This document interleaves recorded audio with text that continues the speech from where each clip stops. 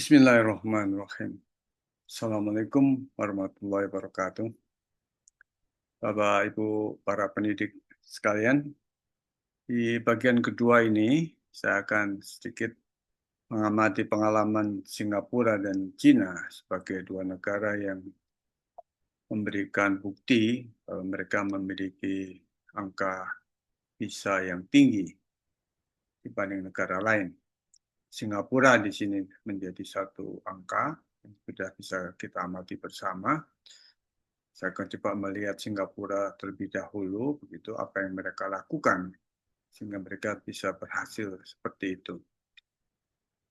Perdana Menterinya yang lalu juga memberikan statement seperti Presiden kita sebelumnya, bahwa kualitas guru menjadi hal yang penting, bahwa siswa diharapkan dapat berkembang, menemukan potensi dan juga merasa dihargai. Dan ada satu moto yang barangkali menarik untuk kita cermati, begitu. Teach less, learn more. Kira-kira saya bisa artikan, kurangi kita mengajari dan lebih banyak kita belajar. Jadi bukan seberapa banyak yang kita sampaikan atau kita ajarkan, tapi seberapa baik siswa bisa belajar dan memahami. Ya, itu mungkin satu pendekatan yang perlu kita renungkan dan kita rasakan seberapa kita bisa mencoba mengikuti pengalaman Singapura yang cukup sukses ini, gitu ya. Jadi dibuktikan dari angka PISA kota Singapura atau negara kota Singapura ini yang ada di uh, jajaran atas, gitu ya.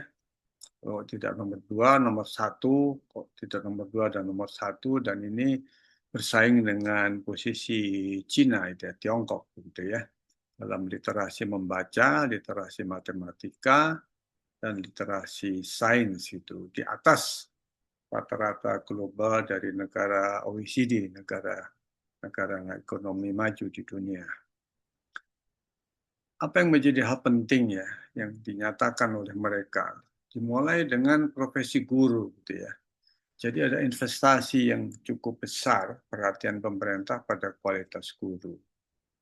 Guru direkrut dari lulusan universitas sepertiga teratas dari lulusan itu dan diberikan gaji dan tunjangan yang kompetitif, setara atau mungkin juga lebih baik dari sektor swasta.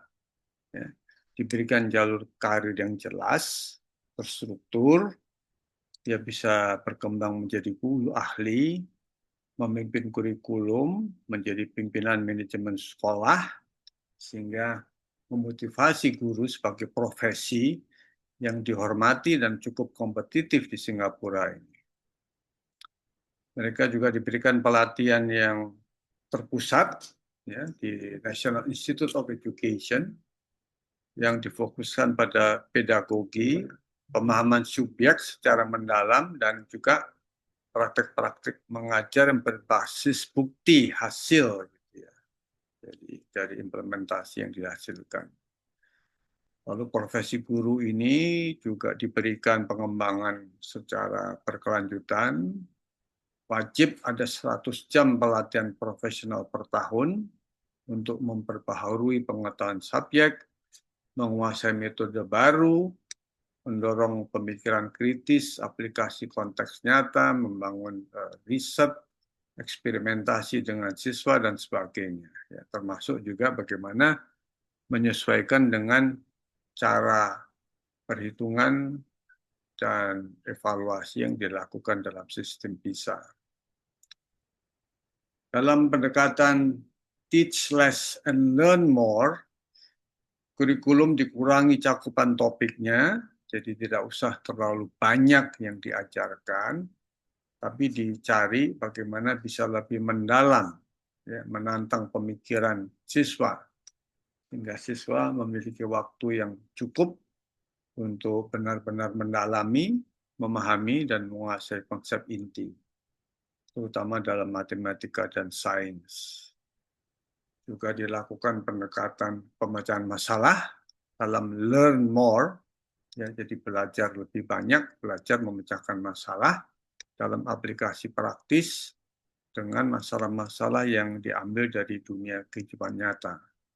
Ini pendekatan yang secara langsung berkaitan dengan menguji keterampilan bisa para siswa.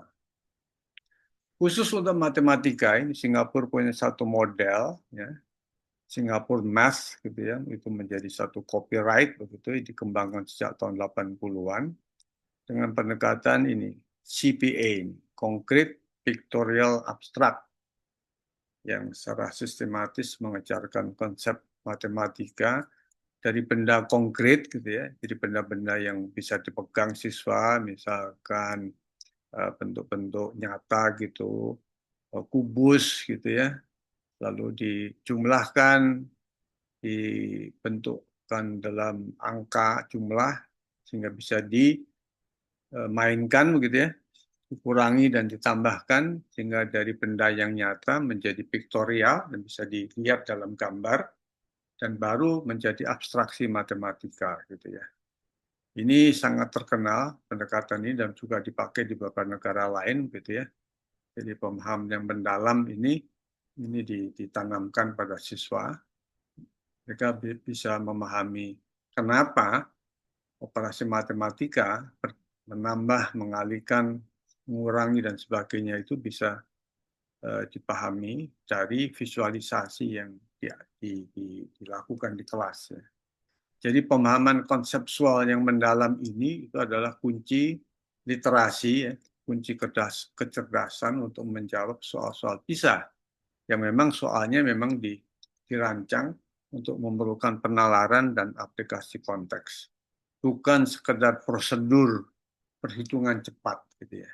Itu yang lalu si Singapura memberikan satu model pendekatan khusus gitu, model CPA ini, gitu ya.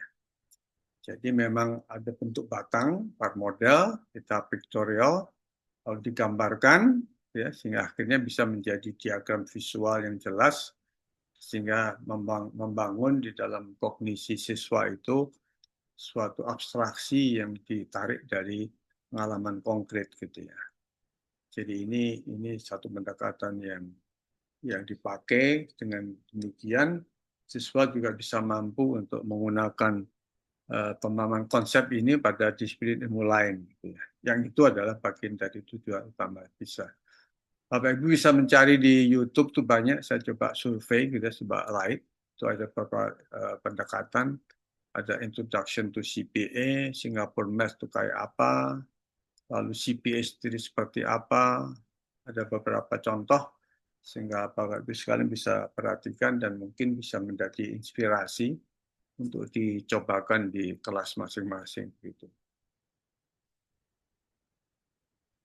Tidak hanya itu, jadi juga ada pendidikan secara holistik, skills dan karakter juga menjadi hal yang baik dijadikan satu dalam pendekatan kurikulum, diintegrasikan gitu ya, seperti soft skills, ya, kolaborasi, komunikasi, kreativitas, dan ini dimunculkan dalam ujian nasional yang cukup tinggi ya, cukup kompleks, seperti di O-level atau A-level ya, yang dirancang memang untuk menguji pemikiran kritis, selaras dengan tuntutan PISA.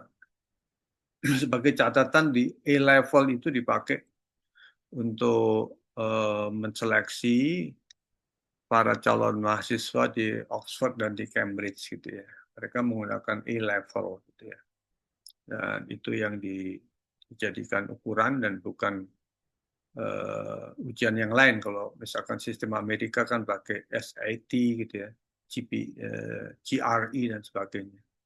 Inggris ini karena Singapura ikut sistem Inggris begitu, jadi dia pakai A-level. Ya, ini sejak sistem pendidikan di Inggris sendiri ini dijadikan bagian dari ujian nasional sendiri. Dan itu sendiri didukung oleh asesmen dari para guru yang bersifat formatif, jadi mendiagnosis kelemahan siswa sejak dini. Jadi kalau ada siswa yang kelihatan lemah dalam membaca, barangkali bisa di-drill kemampuan membacanya. Kalau misalnya di matematika, lalu dia perbaiki cara pendekatan matematiknya, gitu, sehingga intervensi itu bisa dilakukan sejak awal gitu kepada para siswa itu sendiri. Jadi memang keberhasilan Singapura ini dalam satu ekosistem pendidikan, ekosistem kebijakan pendidikan yang memang terintegrasi gitu ya. Dari gurunya, pelatihannya, kurikulumnya, pemahaman mendalam, pemecahkan masalah dan sebagainya. Kita catat di era Jokowi ada programnya Pak Nadiem mengenai Merdeka Belajar dan Guru Penggerak ya. Sepertinya itu mengambil sebagian saja dari inspirasi sistem Singapura. Ya. Tapi sayangnya tidak disertai dengan komponen terintegrasi lainnya. Seperti dalam hal rekrutmen gurunya sendiri, sistem insentif bagi guru, reformasi kurikulum yang menyeluruh, itu tidak dilakukan. Sementara Singapura memang ini semuanya terintegrasi. Di era pemerintahan Prabowo sekarang kita bisa lihat ternyata anggaran diprioritaskan untuk program yang bersifat populis, makan bergizi gratis, sekolah rakyat yang gratis, ya, yang notabene dalam merupakan belanja-belanja yang bersifat konsumtif dan tidak menyentuh reformasi pendidikan yang menyeluruh sayangnya. Ya mudah-mudahan dalam tahun-tahun depan masih bisa dilakukan perubahan dan perbaikan ya, seperti kita mengikuti satu ekosistem yang kebijakan yang terintegrasi. Itu Singapura. Sementara di Cina sendiri, karena negaranya besar gitu ya, jadi dia belum melakukan di seluruh negara, tapi lebih terpusat pada beberapa provinsi, total 215 juta itu sudah, provinsi di timur, yang itu adalah provinsi-provinsi di mana investasi industri dilakukan, di Guangzhou, di Shenzhen, apalagi termasuk di Shanghai, ya, selain Beijing. Itu kita lihat apa yang dilakukan oleh pemerintah Cina, dimulai waktu reformasi sejak zamannya Deng Xiaoping, begitu, dia punya satu statement bahwa pendidikan di Cina untuk reformasi dan keterbukaan Cina ke depan tahun 78, pendidikan harus berorientasi pada modernisasi, pada dunia dan masa depan. Udah 3 poin ini, disebutnya 3 orientasi, dan ini dipegang teguh sebagai sebagai moto gitu yang dilanjutkan oleh pemerintah sesudahnya ya, termasuk sekarang ini Presiden Xi Jinping pun melakukan reformasi pengajaran dan pembelajaran dengan menanamkan talenta baru yang akan disiapkan untuk posisi strategis kebangkitan Cina ke depan. Ya. Dia juga punya rencana pembangunan jangka panjang di Cina sehingga tahun 2050 kalau tidak salah. Ya. Jadi dia akan melakukan reformasi pendidikan yang komprehensif gitu, seperti Singapura, jadi bersifat totalitas ya dalam membangun ekosistem pendidikan. Dibuktikan juga dari skor PISA yang ditunjukkan oleh Cina, seperti Singapura juga di angka atas begitu, ya, dalam literasi membaca, matematika, dan sains di atas rata-rata OECD. Gitu ya. Di Shanghai, ini angka-angka yang diperhatikan, dia bisa peringkat pertama di global, di provinsi Jiangsu, Guangzhou, Zhejiang, Shenzhen, dan sebagainya. Jadi itu laporan resmi dari OECD PISA Database. Gitu ya. Angka-angkanya memang menunjukkan angka yang tinggi di beberapa provinsi di Cina. Yang menarik, pelatihan guru nasional itu menjadi agenda yang dianggap penting dari 2017 sampai sekarang. Pelatihan guru nasional itu mengembangkan pada guru 3 jenis pembelajaran bagi guru untuk riset, untuk peragaan, dan kompetisi. Jadi guru dikembangkan untuk bisa merancang, berkolaborasi, menyempurnakan pelajaran, lalu juga mampu menunjukkan pengajaran dalam peragaan, dalam model, ya, supaya lebih visual, ya, lebih kelihatan, dan lalu dikaitkan dengan kompetisi, ya, kompetisi mengajar tahunan dengan pemecahan masalah ala pertanyaan-pertanyaan PISA. Mereka secara masif ya, melatih 10 juta guru ya dalam metode pengajaran selaras bisa dengan menyiapkan 5.000 modul pelatihan yang berfokus pada bisa. Jadi itu disiapkan. Lalu di Provinsi Zhejiang sendiri ada proyek 1.000 guru master, ya, guru penggerak, kalau bahasanya Pak Nadiem dulu, untuk dilatih intensif 2 tahun mendesain soal PISA, melakukan teknik penilaian formatif, dan ada lokakarya bulanan setiap bulan, fokus pada kompetensi PISA spesifik. Jadi ini dari laporan Kementerian Pendidikan di Provinsi Zhejiang dan nasional, ya, program yang dilakukan di China. Yang menurut saya menarik itu ada program membaca untuk semua dengan bertarget pada literasi membaca PISA. Jadi kelas itu wajib siswa membaca senyap, membaca diem gitu ya, selama 30 menit. Ya. Lalu dia ditargetkan 1 buku per bulan. Jadi buku Bapak Ibu sekalian ya, bukan screen ya, bukan layar komputer gitu ya. Jadi dia kembali kepada buku. Lalu ada lokakarya, bagaimana strategi membaca, mendapatkan pemahaman dari yang dibaca, dan diberikan festival dengan kompetisi. Ya. Dan guru juga punya platform untuk memonitor, melacak kemajuan siswa dalam membaca. Dan yang lebih menarik lagi, di sebelah kanan ini, adalah keterlibatan orang tua. Jadi program membaca keluarga itu dilakukan, orang tua dilatih untuk bisa mendukung anaknya membaca di rumah.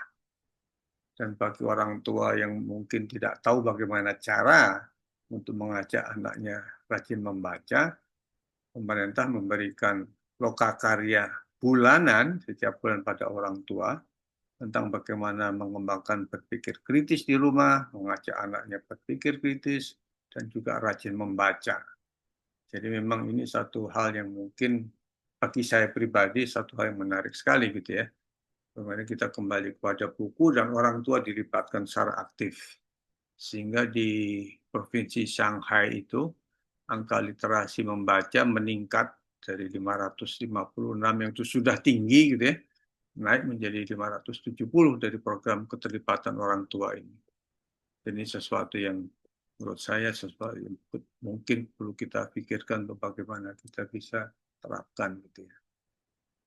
Juga ada program yang dilakukan di provinsi di kota Shanghai gitu ya untuk meningkatkan waktu aktif ya di kelas sains gitu dari 10% menjadi 30% waktu gitu ya. Ada proyek penyelidikan dan mengurangi ceramah gitu ya dan lebih ditingkatkan aktivitas siswa gitu ya. Lalu Shanghai sendiri juga melakukan perombakan gitu menarik nih dari program tradisional 633 ya seperti kita sekarang ya potong menjadi 154 gitu ya. Ini ada jadi mereka sampai sekarang masih mencobakan beberapa bentuk kelas dan sistem pengajaran mencari yang terbaik gitu ya dengan tetap melakukan integrasi kurikulum dari beberapa mata pelajaran ke dalam 8 bidang termasuk sains, teknologi, dan kegiatan praktek. Ini yang dilakukan oleh Shanghai. Provinsi Zhejiang sampai sekarang melakukan integrasi kurikulum untuk beberapa jenjang kelas ini. Jadi kelas 1 sampai 3 itu permainan berpikir gitu ya. Jadi bermain dengan mengenali pola. Baru kemudian kelas 4 dan 6 melakukan penalaran logis ya untuk berpikir penalaran deduktif maupun induktif dasar. Di SMP-nya dia memberikan penyelidikan ilmiah, desain, eksperimen, analisis data, dan di SMA-nya mulai pemecahan masalah yang kompleks. Jadi ini berjenjang Bapak Ibu sekalian ya, dari membangun berpikir, logika, lalu eksperimen, dan diakhiri dengan pemecahan masalah yang kompleks gitu ya di Zhejiang sehingga dia mencetak angka yang cukup tinggi 591 matematika 590 dalam sains di PISA. Provinsi Guangdong dia melakukan penilaian diagnostik ya untuk kelas 8-11 memberi umpan balik langsung, jadi diagnostik, mengidentifikasi kelemahan sekolah dan siswa gitu, sehingga artinya dia harus tahu apa yang harus diperbaiki. Salah satunya dengan pencapaian akademik yang relatif tinggi, 40%, keterlibatan siswa dan guru sama-sama 20%. Jadi guru dan siswa sama-sama aktif ini. Juga mereka mengembangkan bank soal yang bergaya PISA. Ya, ada 10.000 soal dikembangkan untuk penggunaan rutin, untuk latihan dan sebagainya. Sehingga mereka selalu menggunakan bahan-bahan yang selaras dengan sistem PISA tadi. Jadi Undang-Undang Pendidikan Wajib yang dibikin oleh pemerintah Cina itu memang melakukan reformasi kurikulum, menyangkut kualitas guru, keterlibatan orang tua dan masyarakat, lalu standar kurikulum nasionalnya dibikin selaras dengan kerangka PISA, dan berbagi sumber daya. Artinya sekolah-sekolah unggul dipasangkan dengan sekolah yang lebih lemah, ya, lalu bagaimana rencana pelajaran, materi, pertukaran guru pada sekolah-sekolah yang lebih lemah dilakukan oleh sekolah-sekolah unggul. Saya berikan catatan karena ada beberapa komentar yang juga menyebutkan memang ada kritik terhadap sistem lama ya, dilakukan pembaruan, tapi juga tidak semudah itu karena ada beberapa tantangan karena kaum intelektual dan mereka yang dalam birokrasi yang sudah merasa nyaman itu tetap melanggengkan pola yang lama, sehingga pemerintah Cina juga masih harus berjuang gitu ya untuk menerapkan program ini terutama pada provinsi-provinsi dan kota-kota lain di luar kota-kota yang di pantai timur yang tadi disampaikan tadi. Kesimpulannya dan beberapa hikmah yang saya rasa bisa kita tarik ya. Memang Cina Singapura itu menjadi contoh ya. Bagaimana secara sadar mereka membangun kecerdasan warganya sejak dini. Juga dengan melibatkan orang tua dan keluarga ya, dalam kebersamaan. Pendidikan menjadi prioritas nasional dan kita lihat itu dilakukan secara sistematik, konsisten dan konsekuen gitu ya dalam pemilihan kebijakan yang memang menomorsatukan reformasi pendidikan secara komprehensif. Dimulai dari perekrutan guru terbaik, membangun sistem kurikulum dan penilaian diagnostik yang semuanya disesuaikan dengan metode PISA, serta tentu didukung sarana yang untuk mendukung semua program tersebut.